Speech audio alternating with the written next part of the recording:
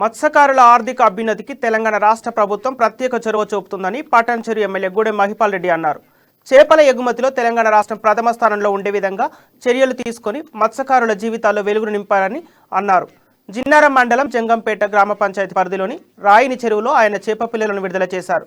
మత్స్యకారుల సంక్షేమానికి కేసీఆర్ ప్రభుత్వం పెద్దపీట వేస్తుందని అన్నారు.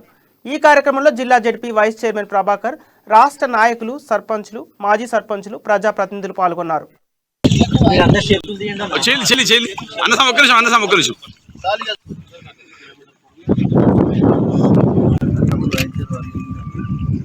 నమస్కారం.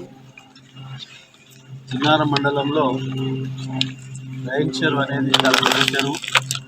నియోజకవర్గంలోనే అతిపెద్ద చెరువు రైన్ చెరువు. దీని మీద మత్స్యకార రైతులు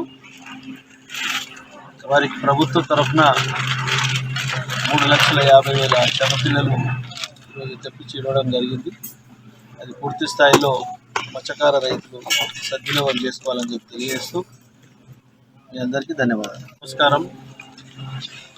జిన్నారం మండలంలో రైన్ చెరువు అనేది చాలా పెద్ద చెరువు.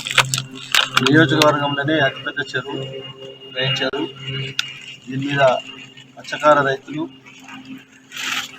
వారికి ప్రభుత్వం తరఫున 3,50,000 చేప పిల్లలు ఈరోజు తెప్పించి ఇవ్వడం జరిగింది.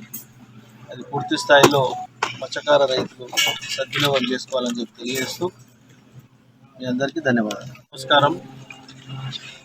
జిన్నారం మండలంలో రైన్ చెరువు అనేది చాలా పెద్ద చెరువు. నియోజకవర్గంలోనే అతిపెద్ద చెరువు రైన్ చెరువు. దీని మీద మత్స్యకార రైతులు వారికి ప్రభుత్వం